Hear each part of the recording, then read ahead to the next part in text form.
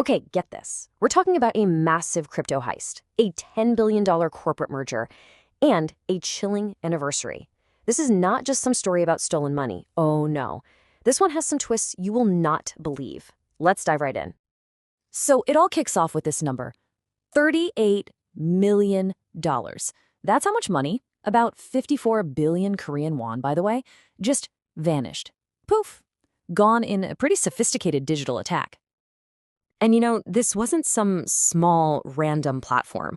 The hackers went after a big one. The target was Upbit, which is basically the biggest, most dominant crypto exchange in all of South Korea. I mean, they're a giant in the industry. And look, as big as that number is, and it's a huge number, the theft itself is really only the beginning of the story. The really wild part?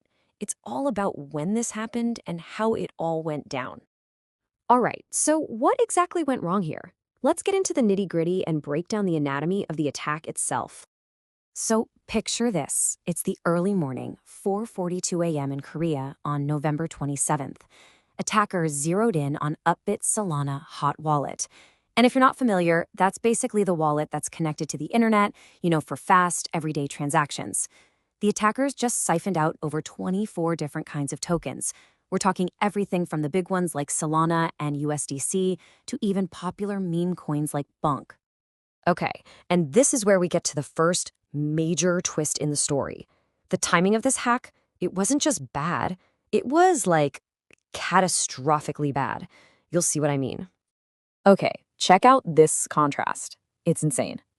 Literally one day before the hack, Upbit's parent company, Dunamu, had just announced this enormous $10.3 billion merger with Naver, who people often call the Google of Korea.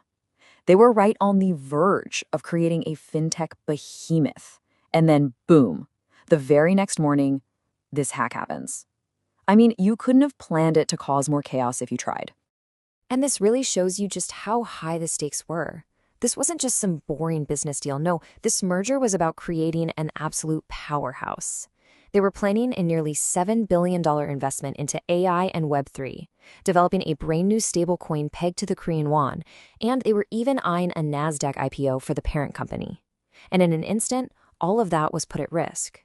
But wait, the story of bad timing doesn't stop there. Not even close.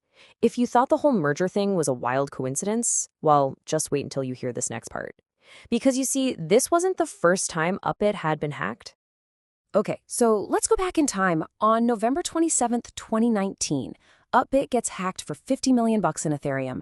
That attack was eventually linked to North Korea's notorious Lazarus Group. Now, fast forward exactly 6 years to the day, November 27th, 2025. It happens again. The exact same date. I mean, talk about a seriously eerie case of déjà vu. And just to put the sheer scale of that first theft into perspective, look at this number. That $50 million worth of Ethereum that was stolen back in 2019, today, it would be worth over $1 billion. That's the kind of life-changing, generational wealth these hackers are walking away with. So this is the big question, right? Is the identical date just some freak coincidence? Or was it a deliberate calling card, a message from the attackers saying, hey, we're back? The authorities are still digging into it, but as you can imagine, the speculation is running wild. So you've got a financial crisis, a merger on the ropes, and this creepy historical echo. Upbit had to move, and they had to move fast. So let's take a look at how they scrambled to do some serious damage control. Okay, first things first, they had to calm everyone down. Public reassurance was step one. The CEO of Dunamu, Upbit's parent company, came out right away with this statement. He promised they would cover every single dollar of the loss from the company's own funds. This was absolutely crucial to stop a full-blown panic among their users. And while that was happening publicly, behind the scenes, they rolled out a very clear four-step plan. First up, they froze everything. All deposits, all withdrawals, halted. Step two, they immediately started moving all the remaining crypto into secure offline cold wallets. After that, they launched emergency audits of all their systems and, of course, started working closely with law enforcement to try and hunt down the stolen funds. It was pretty much a textbook crisis response. So this all begs the question, why does this stuff keep happening? Well, what happened to Upbit really shines a spotlight on a fundamental weakness that honestly plagues the entire crypto industry. It really boils down to this, the difference between a hot wallet and a cold wallet. Think of a hot wallet like the cash in your pocket. It's connected to the internet, it's super convenient for quick trades and transactions, but it's also a constant target for thieves. Now, a cold wallet is like a bank vault. It's completely offline, super secure for long-term storage, but not very convenient for daily use. And guess which one the hackers hit? Yep, Upbit's hot wallet, the weakest link in their security chain.